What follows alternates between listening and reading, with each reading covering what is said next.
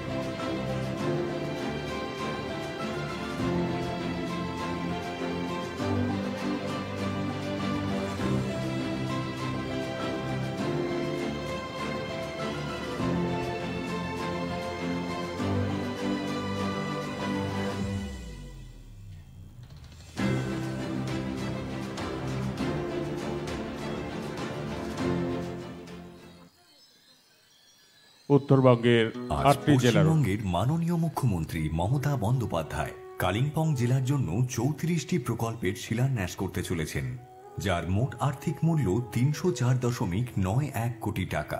যার মধ্যে উল্লেখযোগ্য হল ইউডিএমএ দপ্তরের অধীনস্থ অমৃত 2 প্রকল্প।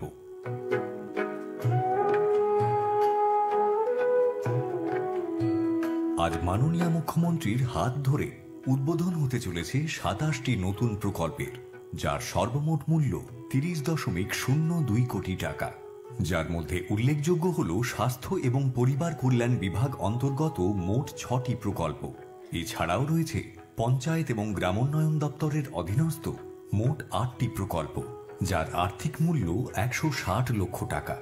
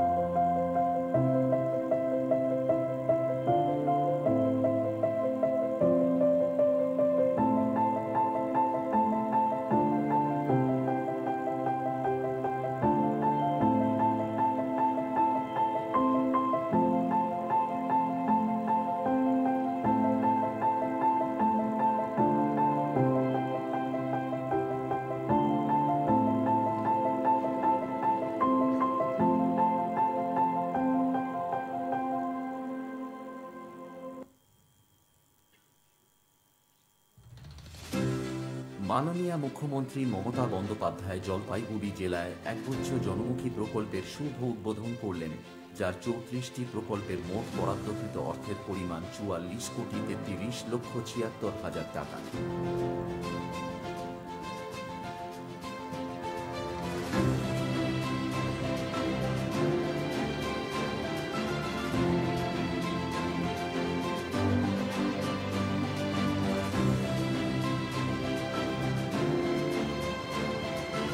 মাননীয় মুখ্যমন্ত্রী মমতা বন্দ্যোপাধ্যায় জলপাইগুড়ি জেলায় একগুচ্ছ জনমুখী প্রকল্পের শুভ শিলান্যাস করলেন, যার 28টি প্রকল্পের মোট বরাদ্দকৃত অর্থের পরিমাণ 15,67,05,000 টাকা।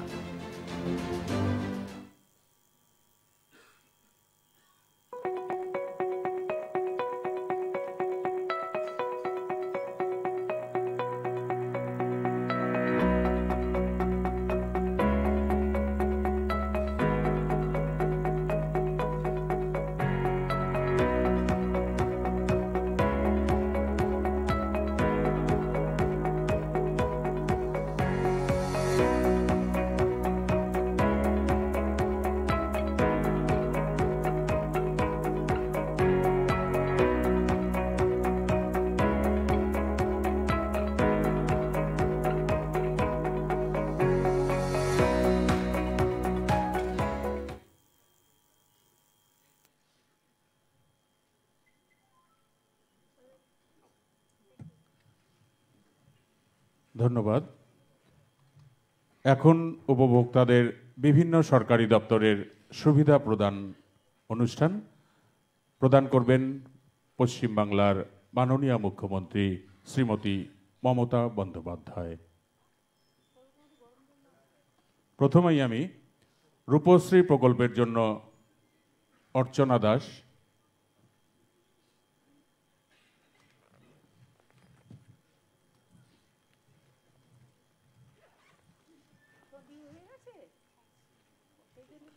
সুবিধা প্রদান করছেন পশ্চিমবাংলার মাননীয় মুখ্যমন্ত্রী শ্রীমতী মমতা বন্দ্যোপাধ্যায়। রূপশ্রী প্রকল্পের জন্য আরেকজন মেসনা খাতুন প্রদান করছেন বাংলার মাননীয় মুখ্যমন্ত্রী শ্রীমতী মমতা বন্দ্যোপাধ্যায়। লক্ষ্মীর ভাণ্ডারের জন্য বিথিকা সরকার, তুফানগঞ্জ 1 নম্বর ব্লক থেকে বিথিকা বর্মন। লক্ষ্মীর ভাণ্ডার কল্যাণী বর্মন, কোচবিহার 2 ব্লক থেকে প্রদান করছেন বাংলার মাননীয় মুখ্যমন্ত্রী শ্রীমতী মমতা বন্দ্যোপাধ্যায়।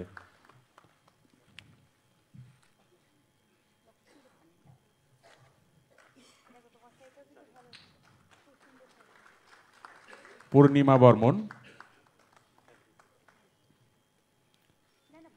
তপশিলি বন্ধু প্রকল্পের জন্য, তিনি তুফানগঞ্জ পৌরসভা থেকে এসেছেন।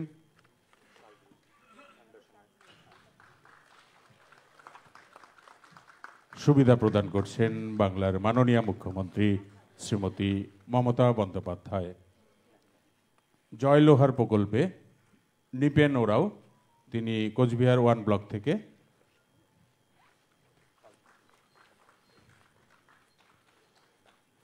সুবিধা প্রদান করছেন পশ্চিমবাংলার মাননীয় মুখ্যমন্ত্রী শ্রীমতী মমতা বন্দ্যোপাধ্যায়। স্বাস্থ্যসাথী প্রকল্পের জন্য বিউটি বর্মন, তিনি সিতাই ব্লক থেকে। স্বাস্থ্যসাথী প্রকল্পের জন্য নাজিমা বিবি শীতলকুচি ব্লক থেকে। সুবিধা প্রদান করছেন পশ্চিমবাংলার মাননীয় মুখ্যমন্ত্রী শ্রীমতী মমতা বন্দ্যোপাধ্যায়।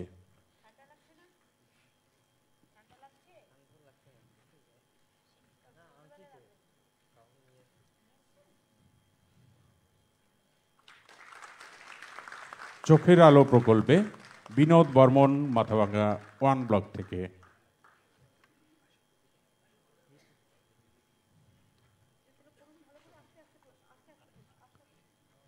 কৃষক বন্ধু প্রকল্পে বুলু দাস, কোচবিহার 1 ব্লক থেকে সুবিধা প্রদান করছেন পশ্চিমবাংলার মাননীয় মুখ্যমন্ত্রী শ্রীমতী মমতা বন্দ্যোপাধ্যায়।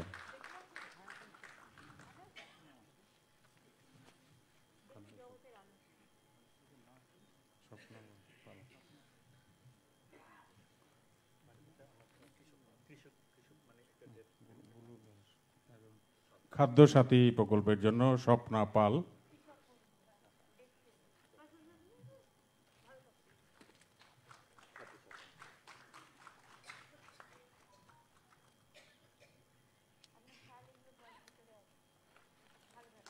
পাট্টা বিতরণে আলিমন বেওয়া, দিনহাটা 2 ব্লক থেকে। পাট্টা বিতরণ রেখা দাস, দিনহাটা 2 ব্লক থেকে।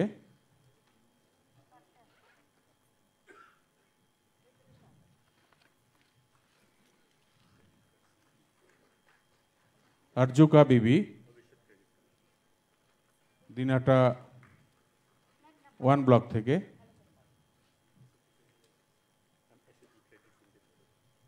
সাহারানা বেগম, কোচবিহার 2 নম্বর ব্লক। মৌমিতা দে দত্ত, মাথাভাঙ্গা 1 নম্বর ব্লক।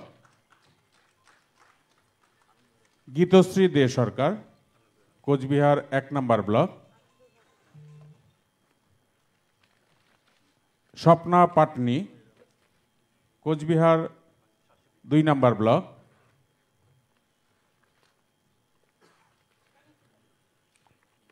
নরেন বর্মন, দিনহাটা 1 নম্বর block.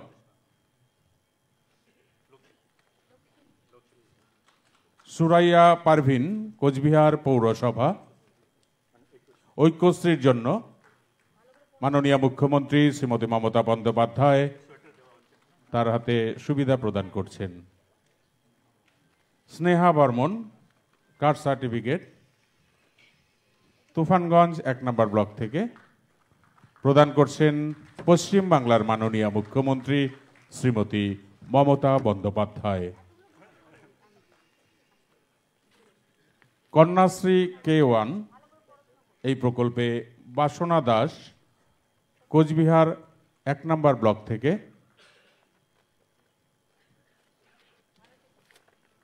Kanyashree K2 Monalisa Barman, Sitai block থেকে।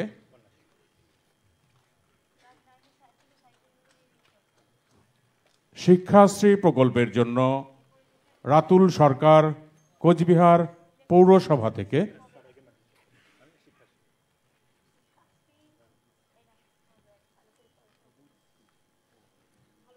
নূপুর পারভিন,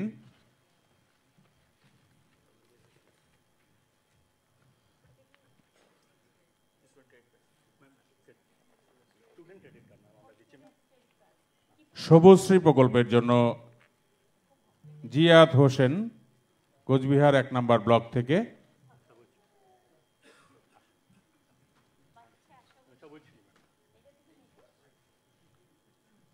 সুবিধা প্রদান করছেন পশ্চিম বাংলার মাননীয় মুখ্যমন্ত্রী শ্রীমতী মমতা বন্দ্যোপাধ্যায়।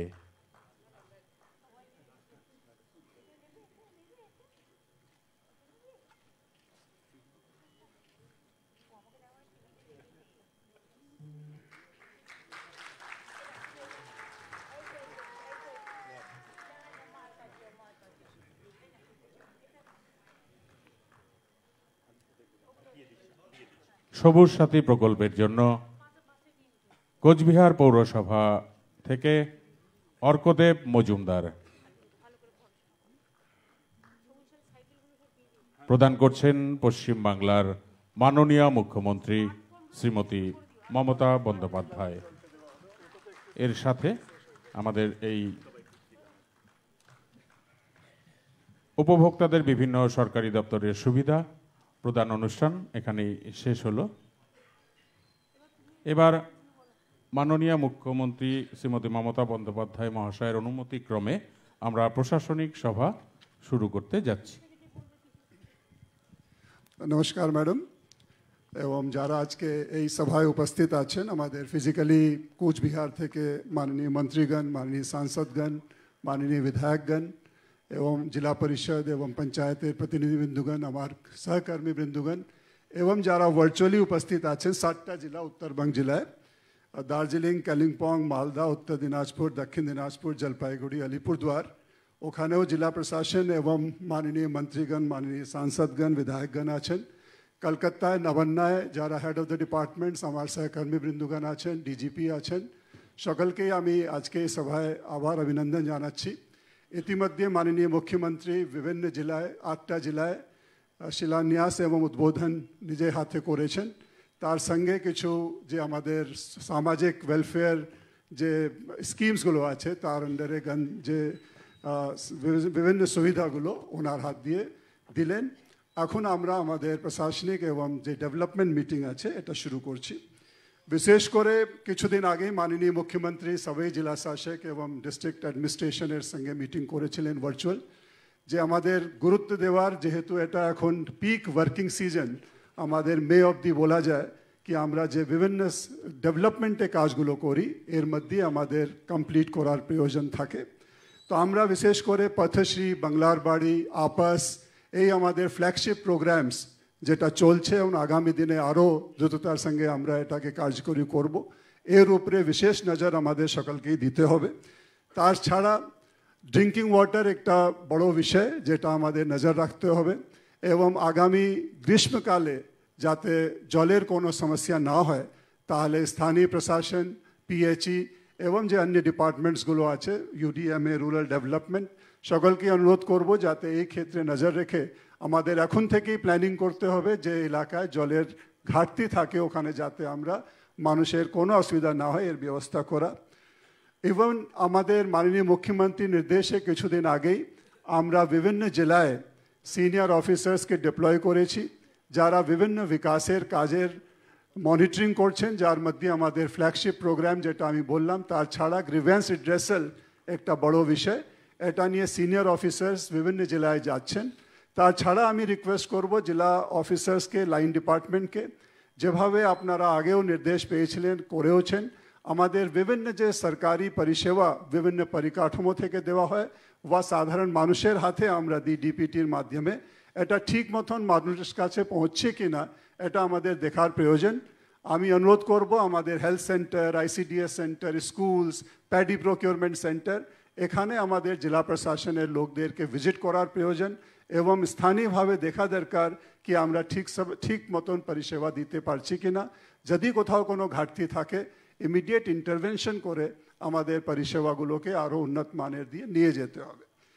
আর আমরা আজকে বিশেষ করে কুচবিহার নিয়ে যে বিভিন্ন বিষয়গুলো আছে যেটা আমি বললাম এটা নিয়ে আলোচনা হবে।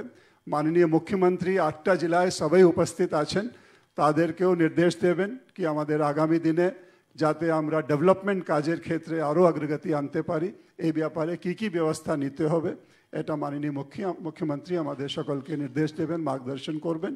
আমি এখন প্রাথমিকভাবে ম্যাডাম এটাই আমার বলার ছিল, আমি আপনাকে অনুরোধ করব বা যদি আপনি বলেন ডিএম একটু যদি কিছু বলতে চায়, তারপরে আপনি সবাই জেলা আছে একটু আপনার নির্দেশ গেলে ভালো। আমার মনে হয় যেটা তুমি বলেছো যে আমাদের যে পথশ্রী প্রকল্পগুলো নেওয়া হচ্ছে, প্রায় 20,000 কিলোমিটার রাস্তা নতুন করে তৈরি হবে। বর্ষাকাল গেছে, বর্ষাকালে তো কনস্ট্রাকশনের কাজ হয় না, কাজ হয় এই সময়টা, আর একসাথে এসআইআর দিয়ে দিয়েছে, ফলে আপনারা অনেকে এসআইআর নিয়ে ব্যস্ত, কিন্তু ডেভেলপমেন্টের কাজটা চলছে না। ডেভেলপমেন্টের কাজগুলো কিন্তু করতে হবে, কারণ ডেভেলপমেন্টের কাজ না হলে মানুষ কিন্তু সুবিধেগুলো পাবে না।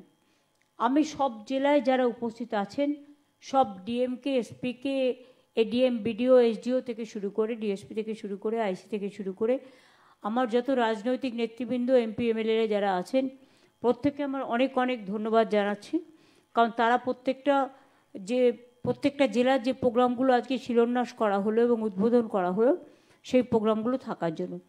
আজকে কুচবিহার জেলাও এখানে আমাদের উদয়ন, রবি, পার্থ, হিপি ওরা ছাড়াও হিতেন, আমাদের জলিল আছে, হিতে আমাদের এমপি আছেন, সুতরাং তারা ছাড়াও ওদিকে প্রকাশ বারিক, সৌমিত্র, ওদের সাথে তো আমার দেখাই হয়েছে, গঙ্গাবাবু ওদের সাথে দেখাই হয়েছে, এদিকে আমাদের জেলার সকলেও আছে, জেলার সভাধিপতি বা মিউনিসিপ্যালিটির চেয়ারম্যান বা তারাও আছে, আমার এমপি জগদীশচন্দ্র বসুনিয়া, পরেশচন্দ্র অধিকারী, সঙ্গীতা রায়, সুমিতা বর্মন, রাজু মিশ্রা, সন্দীপ কাররা, রাজেশ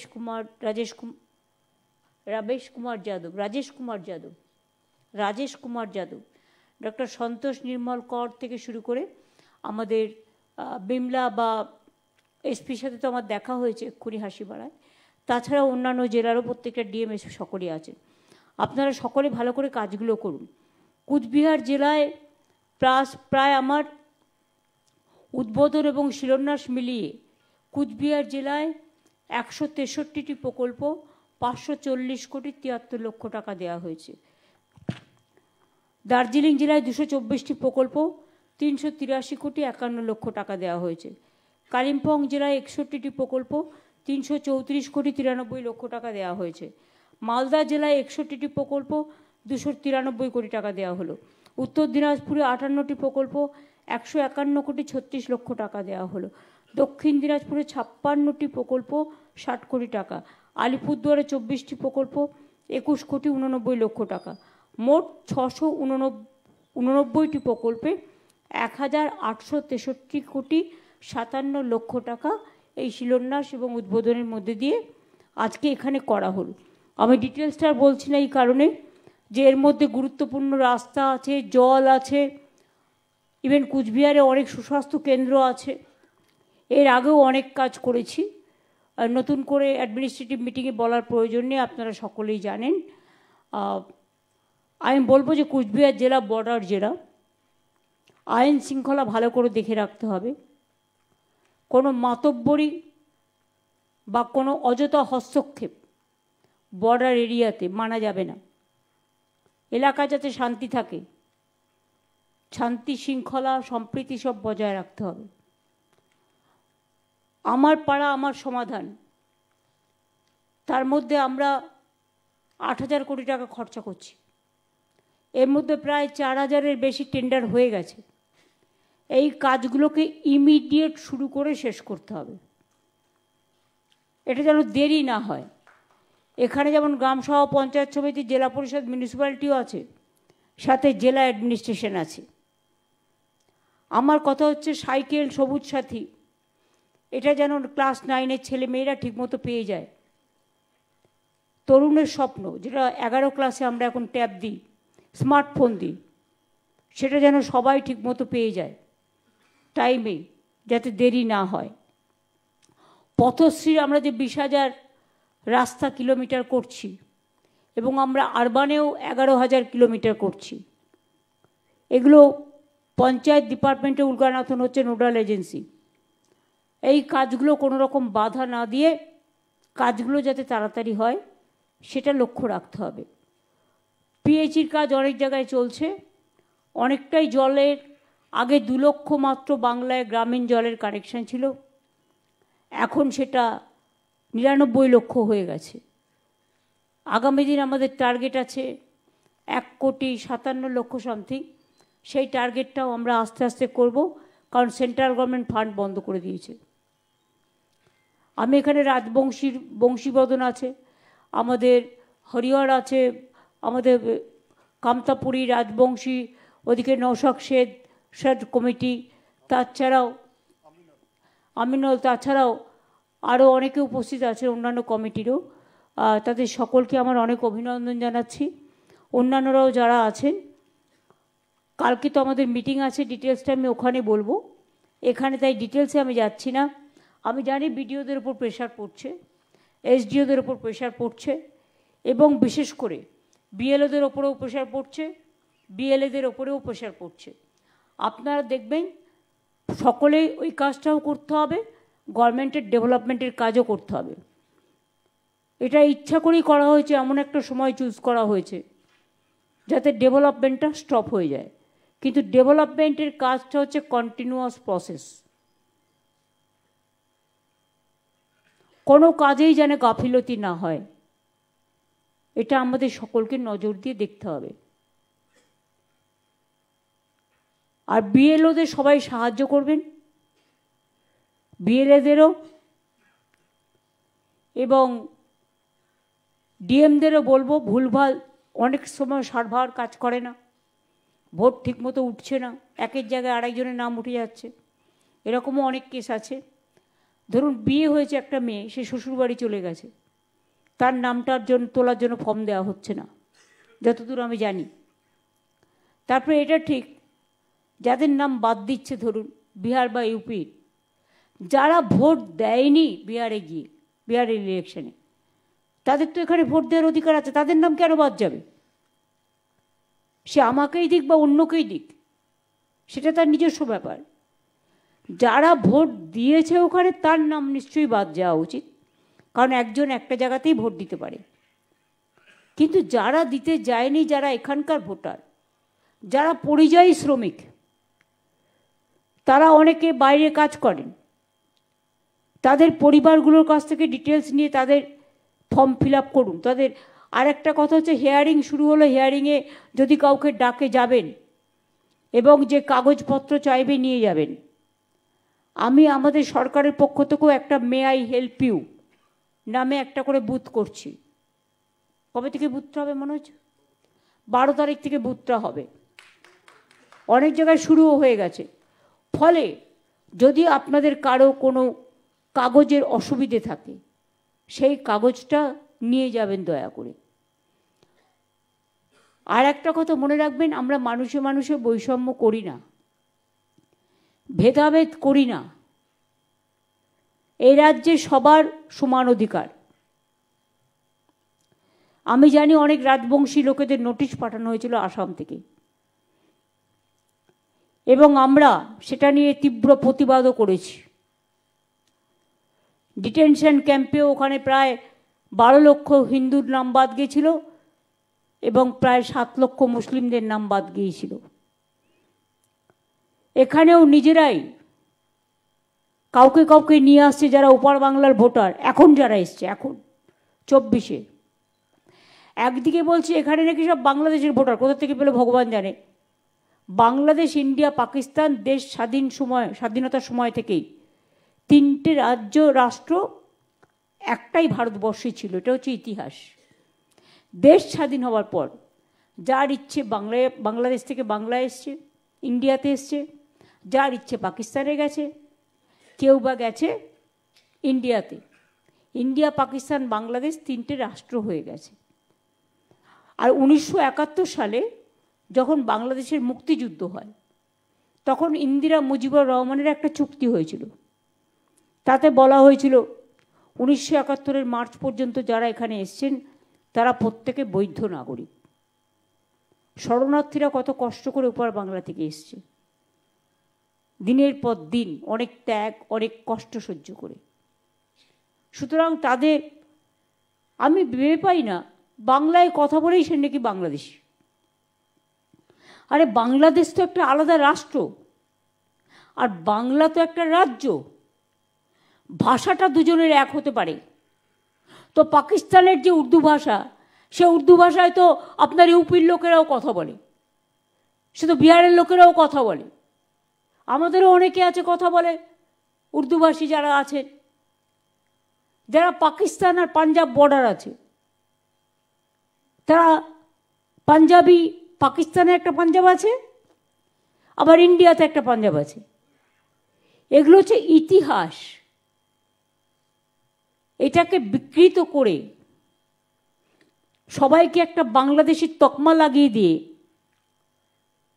আর কাউকে কাউকে পুশ করা হচ্ছে। লোকাল পুলিশরা কি করছেন?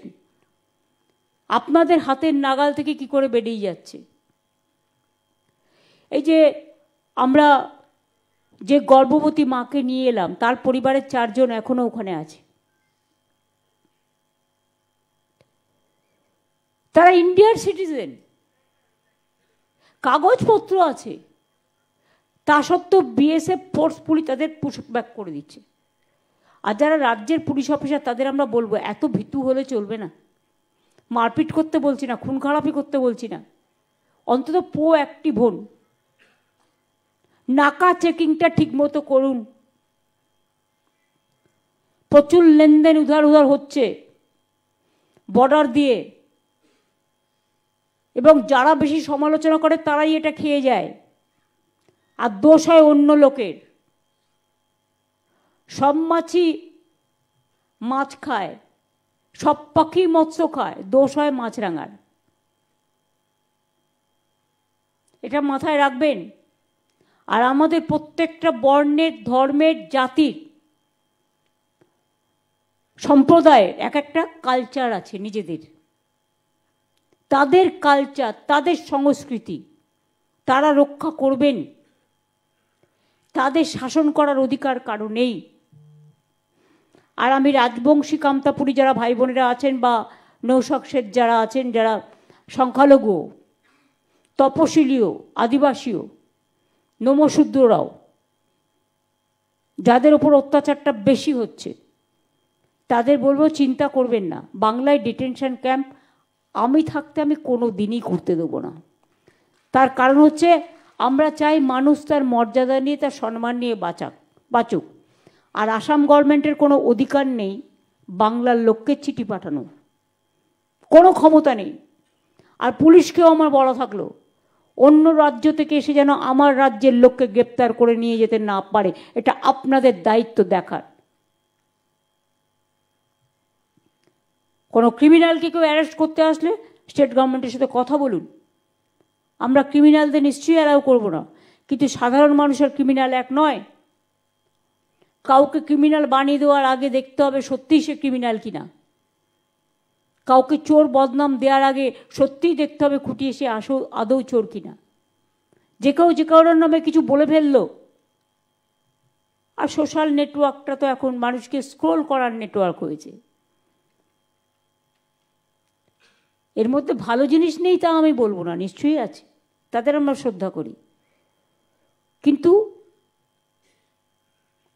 ডাবল ইঞ্জিন সরকারের পার্টি টাকা দিয়ে, কোটি কোটি টাকা খরচা করে রোজ দেখবেন শুধু নেগেটিভ, পজিটিভ কথা নেই। তার কারণ কাজ নেই, তো নেই কাজ, তো খইভাজ। দীর্ঘ 7 দিন ধরে মানুষ বিমানের টিকিট কেটে যাতায়াত করতে পারছে না। হঠাৎ করে সব বন্ধ, কোনো প্ল্যানিং না করে। এই যে এসআইআর আনপ্ল্যান্ড, সার্ভার কাজ করছে না, বিএলওদের রাত 10টার পরে থ্রেট করা হচ্ছে, বিডিওদের ঘুমোতে দেওয়া হচ্ছে না, এসডিওদের ঘুমোতে দেওয়া হচ্ছে না, প্রেশারের ওপর প্রেশার। বাংলায় প্রায় 41 জন মারা গেছে, 3 জন বিএলও মারা গেছে, 15 জন হসপিটালে আছে, 3 জন সুইসাইড করতে গেছিল। এটা মাথায় রাখবেন। মধ্যপ্রদেশেও মারা গেছে, প্রায় 8 জন বিএলও মারা গেছে, রাজস্থানেও মারা গেছে, কেরালাতেও মারা গেছে, তামিলনাড়ুতেও মারা গেছে। বাংলায় তাও তো আমরা ক্যাম্প করে অনেকটা মানুষকে হেল্প করছি যতটা পারছি। সেক্ষেত্রেও এরাও যে হিউম্যান বিং, মানুষ, তাদের শরীরে রক্ত মাংসে গড়া, প্রেশার দিয়ে। আমি শুনেছি কাউকে কাউকে আগে বলা হয়েছিল জেলে পাঠাবে, নয় চাকরি খেয়ে নেবে। কত সব চাকরি খাওয়ার মালিক। ইলেকশনে আসে চলে যায়, সরকার কিন্তু থেকে যায়। এটা মাথায় রাখবেন। ইলেকশন নোটিফিকেশন হওয়ার পরে ইলেকশন কমিশনের দায়িত্বে থাকে যতদিন ইলেকশনটা কমপ্লিট না হচ্ছে। বাদবাকি তাদের তো কোনো দায়িত্ব নেই। ভোটার লিস্ট হচ্ছে মানে কি সব কিছু বন্ধ? আর 2 মাসের মধ্যে করতে হবে কেন তাড়াহুড়ো করে? আগেরবারে তো 2 বছর লেগেছিল। 2001-এ ইলেকশন হয়েছিল, 2002-এর পরে শুরু হয়েছিল, 4-এ গিয়ে শেষ হয়েছিল, 4-এ তারপরে ইলেকশন হয়েছিল। হঠাৎ কিসের তো পেটের ক্ষুধা যে 2 মাসের মধ্যে সব করতে হবে? কারণ সবার নাগরিকদের ভোট কেটে দিতে হবে, আর ভোট কেটে ডাবল ইঞ্জিন সরকারকে জেতাতে হবে। এটাই কি লক্ষ্য? আমি ভেবে পাই না। একটা কমিশন যদি একপক্ষ হয়ে যায় তাহলে মানুষ বিচার পাবে কোথায়? গণতন্ত্র যদি একপক্ষ হয়ে যায় সেটাকে গণতন্ত্র বলে না, স্বৈরতন্ত্র বলে। এজেন্সি যদি একতরফা হয়ে যায় তাহলে সেটাকে এজেন্সি বলে না, সেটাকে কি বলে আপনারা জানেন? গদি মিডিয়া যদি একপক্ষ হয়ে যায় তাহলে নিরপেক্ষ কোথায় গেল? গণতন্ত্রের 3টে স্তম্ভ, একটা মানুষ, সংবাদ মাধ্যম, জুডিশিয়ারি, আর সবটাই মেনে চলি আমরা সংবিধান অনুযায়ী। টোটালটাই সংবিধানকে উলঙ্ঘিত করা হচ্ছে। আমরা চাই সংবিধানের সম্মান যেন রক্ষা করা হয়, এটা আমরা নিশ্চয়ই চাই। কাজে আপনাদের কাছে এই কটি কথা আমার বলার ছিল। বাংলার আবাস যোজনায় যে বাড়িগুলো দেওয়া হচ্ছে, আগে আমরা প্রায় 1 কোটির মতো বাড়ি করেছি, 83 লক্ষ গ্রামীণ আবাস এবং বাংলার বাড়ি নিয়ে। এছাড়াও চা বাগানে প্রায় 25,000 আলাদা, আরবান এরিয়াতে আলাদা, সংখ্যালঘুদের ডিপার্টমেন্টও আলাদা করে, তপশিলিরাও ওদের ডিপার্টমেন্ট, যে ওবিসি ডিপার্টমেন্ট আছে, SC ST ওবিসি, তারা আলাদা করে। নানা রকম বোর্ড আছে, অথরিটি আছে, তারাও করে। সব যদি মিলিয়ে দেখেন 1 কোটির মতো আমরা বাড়ি করতে পেরেছি আমাদের সময়। এবং 12 লক্ষ বাড়ির টাকা তো আমরা দিয়ে দিয়েছি ফুলটাই। 90% কাজ হয়ে গেছে, 10%-এর টাকাটাও দিয়ে দাও। হ্যাঁ, টাকা দিয়ে দাও, কাজ করে নিক। আর যে 16 লক্ষ বাড়ির টাকা আমরা দেবো, 16 লক্ষ প্লাস আরও 50,000 যাদের রিকোয়েস্ট এসছে, এবং তাদেরটাও আমরা কিন্তু জানুয়ারির 1st উইকে টাকাটা দিয়ে দেবো। কিছুটা দিয়ে দেবো, আবার কিছুটা আমরা জুন মাসে দিয়ে দেবো, বাদ বাকিটা। এছাড়াও দুর্যোগ হলো, আপনারা দেখেছেন নাগরা কাটা থেকে শুরু করে, ধূপগুড়ি থেকে শুরু করে, আপনাদের এখানে দিনাটা মাথা ভাঙায় 2 জন মারা গেছে, মাথা ভাঙা। তো এইসবের জন্য আলিপুরদুয়ারে মাল থেকে শুরু করে জলপাইগুড়ির অনেকগুলো জায়গা এফেক্টেড হয়েছে। সেখানেও প্রায় 14,000 বাড়ি আমরা করে দিচ্ছি আলাদা করে। প্লাস আগের বার আপনাদের মনে আছে, আমি নর্থ বেঙ্গলে ছুটে এসেছিলাম, হঠাৎ করে একটা ঝড় এসেছিল, অনেক বাড়ি নষ্ট হয়ে গেছিল, তাদেরও দেয়া হয়েছে।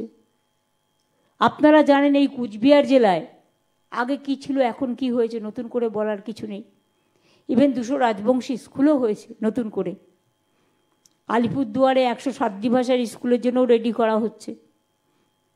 নেপালি ভাষা, রাজবংশী ভাষা, কামতাপুরি ভাষা, হিন্দি ভাষা, উর্দু ভাষা, সাঁওতালি ভাষা, কুড়ুক ভাষা, সব এগুলোকে আমরা স্বীকৃতি দিয়েছি।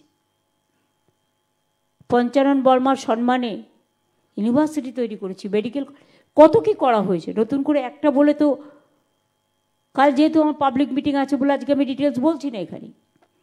আমার অ্যাডমিনিস্ট্রেশনের কাজগুলো আমি অনুরোধ করব যে আপনারা প্লিজ দয়া করে কাজগুলো করুন, কারণ আপনারাই তো গভর্নমেন্টের ফার্স্ট ফেজ। গভর্নমেন্ট প্রথমে মানুষ বিপদে পড়লে বিডিওর কাছে যায়, মানুষ বিপদে করলে আইসির কাছে ফার্স্ট যায়, ডিএমএসপির কাছে সবাই আসতে পারে না, যাকে কাছে পায় তার কাছে যায়।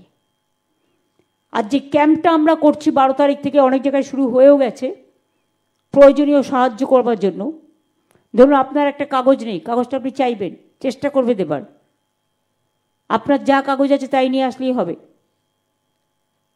এটা may I help you booth, আমার পাড়া আমার সমাধানের মধ্যে ছোট ছোট আকারে করা হবে। এটা যাতে আপনাদের সাহায্য করা যায় নাগরিকদের, নাগরিক অধিকার ও কর্তব্য পালন করার জন্য। প্রতিটা বুথে এটা প্রত্যেকটা গ্রাম সভা অনুযায়ী হবে। বিএসকে এই কাজটা করবে, বাদবাকি বিডিওরা সাপোর্ট দেবে, ডিএমরা সাপোর্ট দেবে, এসডিওরা সাপোর্ট দেবে, আইসিরা সাপোর্ট দেবে। সমস্তটাই দেখে রাখতে হবে যাতে আগামী দিন কোনো অসুবিধা না হয়। এখন শীতকাল, নানা রকম মেলা আছে, মেলাগুলো যাতে সুষ্ঠুভাবে হয়ে যায় সেদিকেও আপনারা নজর রাখবেন। সামনে বড়দিন আছে, গঙ্গাসাগর আছে, সব কিছু যাতে ভালোভাবে হয়ে যায় সেগুলোর দিকে আপনাদের লক্ষ্য রাখতে হবে। গরমকালের আগে থেকে প্ল্যান করতে হবে, যেখানে জলের অভাব আছে কি করে জলটা পুষিয়ে দেওয়া যায়। রাস্তাঘাটগুলো তাড়াতাড়ি টেন্ডার করতে হবে যাতে কাজগুলো শুরু হয়ে যায়। এছাড়াও আরও অনেক নতুন নতুন সেতু, ICDS centre, mid day meal, সুস্বাস্থ্য কেন্দ্র, এর জন্য অনেক টাকা দেওয়া হয়েছে। তুফানগঞ্জে আমি দেখছিলাম একটা 50 বেডের হসপিটালের টাকাও দেওয়া হয়েছে। এরকম অনেকগুলো আছে, আমি ডিটেলসটা বললাম না, ডিটেলসটা বলতে গেলে আমাকে অনেক বলতে হবে।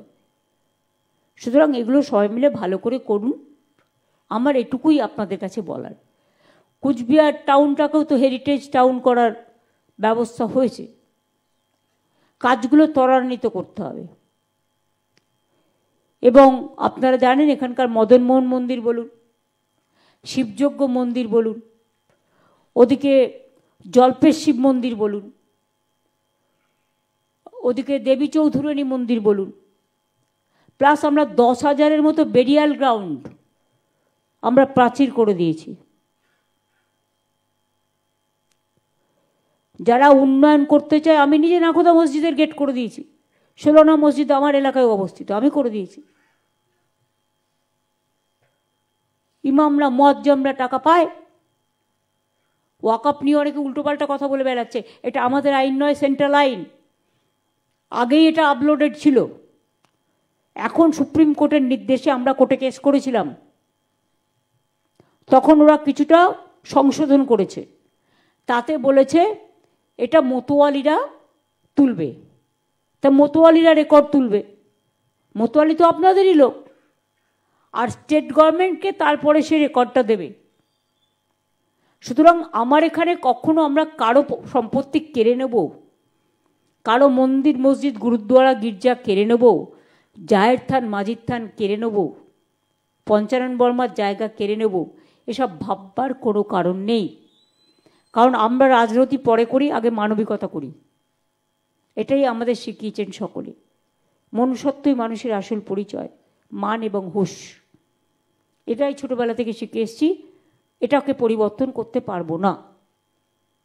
কাজে সবার কাছে আমার এটুকুই রিকোয়েস্ট থাকবে যে আপনারা আপনাদের কাজটা সুষ্ঠুভাবে সুন্দরভাবে, আমি জানি আপনারা সব ইলেকশনের কাজে ব্যস্ত আছেন, এসআইআরের কাজে, তার মধ্যে অন্তত কিছুটা সময় বের করে, এবং দরকার হলে ডিএমকে আমি বলবো অ্যাডিশনাল সাপোর্ট, অনেক লাইন ডিপার্টমেন্ট আছে যাদের ফ্রি আছে, তাদের এই ডেভেলপমেন্টের কাজগুলোতে একটু বেশি করে লাগাতে।